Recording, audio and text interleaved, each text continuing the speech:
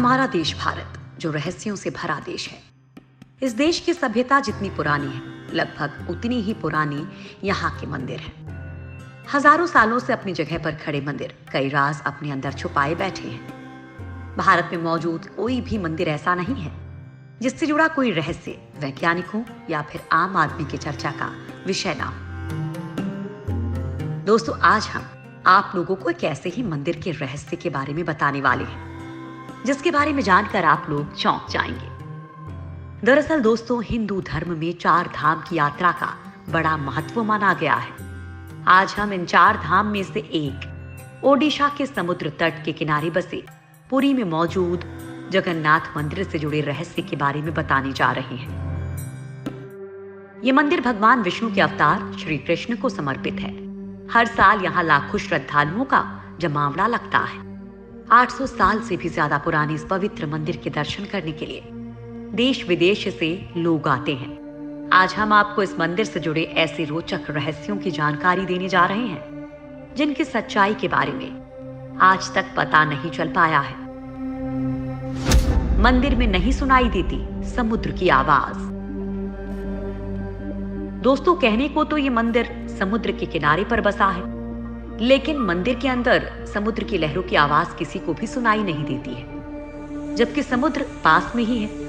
लेकिन आप जैसे ही मंदिर से एक कदम बाहर निकलेंगे, वैसे ही समुद्र के लहरों की आवाज आपको सुनाई देने लगती है। वाकई ये किसी आश्चर्य से कम नहीं है। दोस्तों, इस पवित्र मंदिर की हर जगह किसी ना किसी रहस्य से जुड़ी हुई है। मंदिर में कभी नहीं होती प्रसाद की कमी। मंदिर में प्रतिदिन चाहे कितने ही श्रद्धालु दर्शन के लिए आए, मगर प्रसाद की मात्रा कभी घटती नहीं है। हर समय पूरे साल के लिए भंडार भरा रहता है। ऐसी मान्यता है कि भगवान जगन्नाथ के प्रताप से यहाँ हजारों लोगों से लेकर लाख लोगों तक को प्रतिदिन भरपेट भोजन खिलाया जा सकता है, चाहे श्रद्धालुओं की संख्या में कितनी भी बढ़ोतरी क्यों ना हो जाए। मंदिर के अंदर पकाया जाने वाला प्रसाद कभी कम नहीं होता है। दोस्तों, इसके पीछे भी एक रहस्य है। दरअसल इस मंदिर की रसोई भी सबको हैरान कर देती है। दरअसल यहाँ भक्तों के लिए प्रसाद पकाने के लिए 7 बर्तन एक दूसरे के ऊपर रखे जाते हैं, लेकिन हैरानी की बात यह है कि सबसे ऊपर रखे बर्तन में ही प्रसाद सबसे पहले पकता है। फिर नीचे की तरफ एक के बाद एक बर्तन में रखा प्रसाद पकता जाता है। इसके अलावा यह भी कहा जाता है कि यहाँ हर दिन बनने वाला प्रसाद भक्तों के बीच कभी कम नहीं पड़ता। चाहे 10-20 हजार लोग आए या लाखों लोग, सबको प्रसाद जरूर मिलता है। यहाँ की विशाल रसोई में भगवान जगन्नाथ को चढ़ने वाले महाप्रसाद को बनाने के लिए 500 रसोइये लगे रहते हैं, जिनके लिए अलग से 300 सहयोगी काम करते हैं। यानी कि करीब 800 लोग मिलकर महाप्रसाद तैयार करते हैं।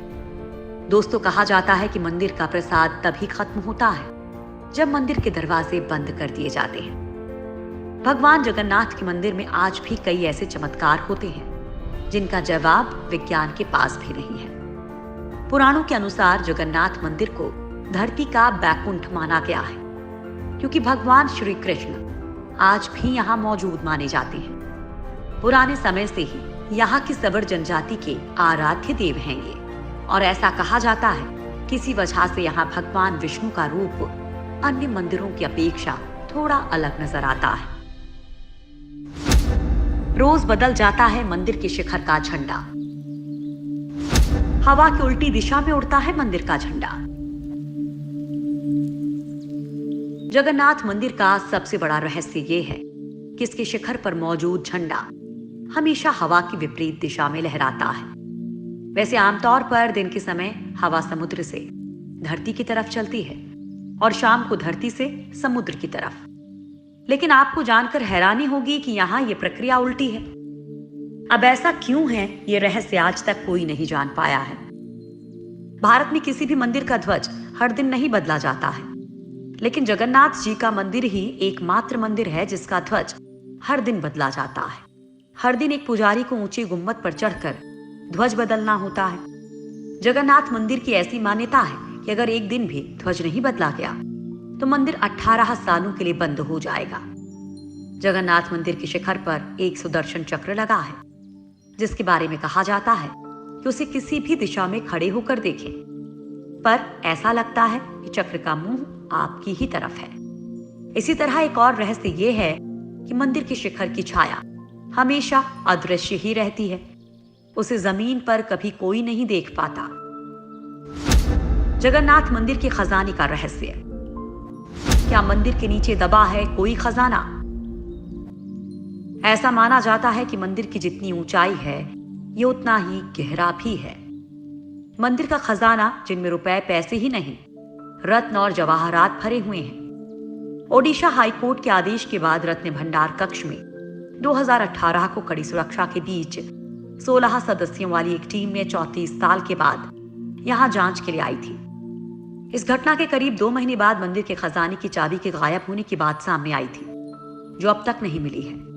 खजाना देखकर लौटी टीम ने रत्न भंडार के रक्षक लोकनाथ की मूर्ति के पास शपथ ली थी कि वे रत्न भंडार से जुड़ी कोई भी बात किसी को नहीं बताएंगे। उनका काम सिर्फ ढांचे की मजबूती और सुरक्षा का मुआयना करना था। इस दौरान उन्हें खजाने वाले संदूक और रत्नों को छूने की इजाजत नहीं थी। भगवान जगन्नाथ के खजाने की विशालता को लेकर इसलिए भी अटकलें लगाई जा रही हैं क्योंकि इससे पहले 2011 में जगन्नाथपुरी के पास ही एमआर मठ से एक मजदूर एक चांदी का ईंट चुरा कर ले गया था, और इसके बाद एक ऐसा रहस्य उजागर हुआ जिसे देखकर प्रशासन की आंखें भी चौंधी आ गई थी। जांच में जब इस मठ के एक कमरे को खोला गया तो उसमें से 100 करोड़ से अधिक कीमत की चांदी की ईंटें मिली थी, और इसी वजह से अंदाजा लगाया जा रहा है कि मंदिर में खजाने का भंडार है। 7वीं सदी में हुआ था मंदिर का निर्माण। 3 बार टूट चुका है जगन्नाथ मंदिर। 1174 ईस्वी में अनंग भीमदेव ने दोबारा बनवाया था मंदिर। दरअसल ये पूरा मंदिर ही रहस्यों से घिरा हुआ है। इसके बनने के पीछे भी एक रहस्य जुड़ा हुआ है। कहा जाता है कि राजा इंद्रद्युम्न मालवा का राजा था। राजा इंद्रद्युम्न को सपने में जगन्नाथ के दर्शन हुए थे। सपने में ही भगवान विष्णु ने उनसे कहा था कि नीलांचल पर्वत की एक गुफा में मेरी एक मूर्ति है, उसे नील माधव कहते हैं। तुम एक मंदिर बनवाकर उसमें मेरी ये मूर्ति स्थापित करवा दो। राजा ने अपने सेवकों को नीलांचल पर्वत की खोज में भेजा, लेकिन नील माधव की पूजा सबर कबीले के लोग करते थे। राजा के सेवक ने वहां से मूर्ति चुरा ली थी और राजा को लाकर दे दी थी।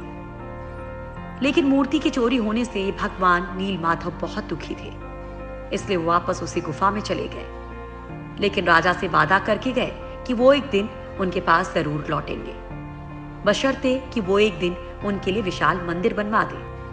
राजा ने मंदिर बनवा दिया और भगवान विष्णु से मंदिर में विराजमान होने के लिए कहा। तब भगवान ने कहा कि तुम मेरी मूर्ति बनाने के लिए समुद्र में तैर रहा पेड़ का बड़ा टुकड़ा उठाकर लाओ, जो द्वारिका से समुद्र में तैरकर पुरी आ रहा है। राजा के सेवकों ने उस पेड़ के टुकड़े को तो ढूंढ लिया, लेकिन सब लोग मिलकर भी उस पेड़ को नहीं उठा पाए। तब राजा को समझ आ गया कि नील माधव के अन्य भक्त सबर कबीले के मुखिया विश्वर वसु की ही सहायता लेनी पड़ेगी। सब उस वक्त हैरान रह गए जब विश्व वसु भारी भरकम लकड़ी को उठाकर मंदिर तक ले आए। अब बारी थी लकड़ी से भगवान की मूर्ति गढ़ने की। राजा के कारीगरों ने लाखों कोशिश कर ली, लेकिन कोई भी लकड़ी में एक छेनी तक नहीं लगा सका।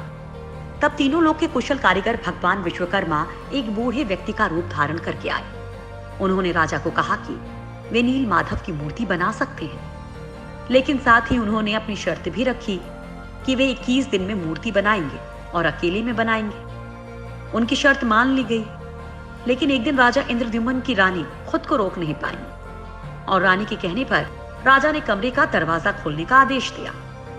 जैसे ही कमरा खोला गया तो बूढ़ा व्यक्ति गायब था और उसमें 3 अधूरी मूर्तियां पड़ी मिली। भगवान नील माधव और उनके भाई के छोटे छोटे हाथ बने थे, लेकिन उनकी टांगे नहीं, जबकि सुभद्रा के हाथ पांव बनाए ही नहीं गए थे। राजा ने इसे भगवान की इच्छा मानकर इन्हीं अधूरी मूर्तियों को स्थापित कर दिया। तब से लेकर आज तक तीनों भाई बहन इसी रूप में मंदिर में विराजमान हैं।